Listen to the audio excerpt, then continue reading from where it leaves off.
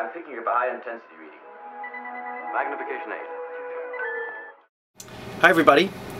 Normally I would be wearing these electrodes on my forehead, and I would be going to each of your lab sections, or we'd have a special day where everyone in lab would bring in their EEGs and we'd check them off using signals from my forehead. But there's just too many of you this semester, so instead we've decided to record, this sort of 30-second intro into what I would normally do, and then a bunch of the signals sort of coming out of my forehead. So what we're going to do is in fact not an EEG reading, even though your devices are capable of doing that. It's an electrooculogram, or an EOG. That's a form of electromyogram, which is basically recording the signals given off by muscle contraction rather than the signals given off by large collectives of neurons in your brain.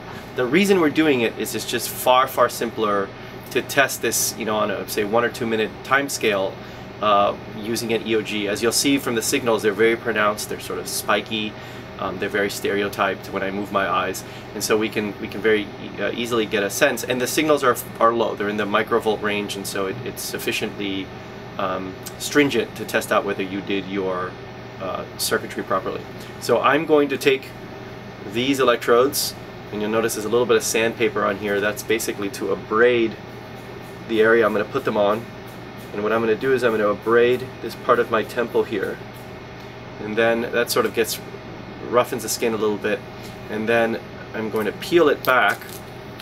And what these things have, once you get rid of the cover sticker, is a bit of gel that covers the actual electrode. There's an actual piece of metal in there, but it's covered by this gel, and then the annulus around it is sticky. And so some of you may have seen this in the hospital. And so the goal is to put the center metal thing kind of right on my temple. You would not put them here if you were doing EEG. In fact, it'd be kind of ridiculous because you'd pick up a lot of muscle motion artifact.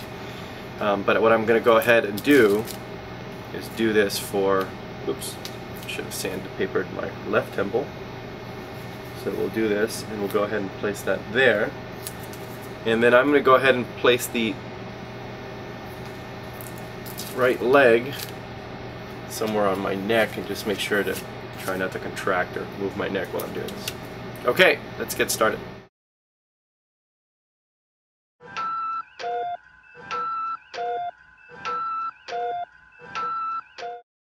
I just wanted to point out that when we do our recordings, the wires on our electrodes do not connect directly to our equivalent of your board. They go through this, which was designed by a professional engineer here named Winthrop Williams. You may have run into him in lab. But I'm not going to go into detail on this, but the point here is that this isolates the side that's connected to my head from the side that goes into the recording, so that DC current can't flow through there, so I can't hurt myself.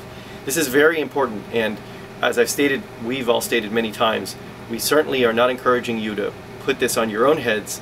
And to sort of further that point, I wanted to point out that there's an additional circuit here that ensures our safety. That's very important. It's also the reason I'm the only one that does this. So, okay, having said that, let's get on to our measurements.